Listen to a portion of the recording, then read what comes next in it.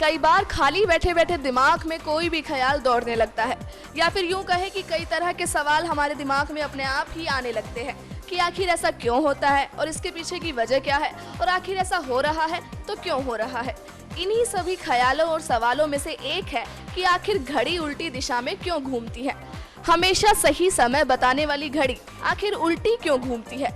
शायद ही किसी के पास इस बात का जवाब हो। चलिए हम आपको ज्यादा इंतजार नहीं कराएंगे, क्योंकि हाल ही की एक रिपोर्ट में इस बात का खुलासा हो चुका है कि घड़ी की सुइयों के पश्चिम से पूरब की ओर घूमने के पीछे क्या वजह है।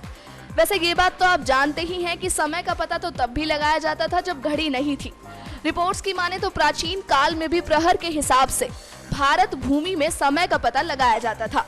प्राचीन भारत के साथ साथ आज के दौर में भी दिन को 8 प्रहर में गिना जाता है, यानी कि दिन रात मिलाकर 24 घंटे में हिंदू धर्म के अनुसार 8 प्रहर होते हैं।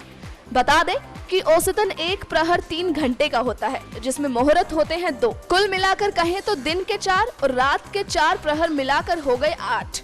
रिपोर्ट्स की माने तो ये समय सूरज के प्रकाश और चंद्रमा की गति पर निर्धारित था, और आज के समय में भी हम पूर्णिमा और अमावस्या के बारे में जानते हैं। इस तरीके से समय की गणना करना भारत में प्राचीन समय से ही होता आ रहा है। ऐसे में किसी घड़ी की आवश्यकता नहीं होती थी, लेकिन देखते देखते सौर घड़ी आई। साथ ही साथ चांद की गति से तो समय देखा ही जाता था।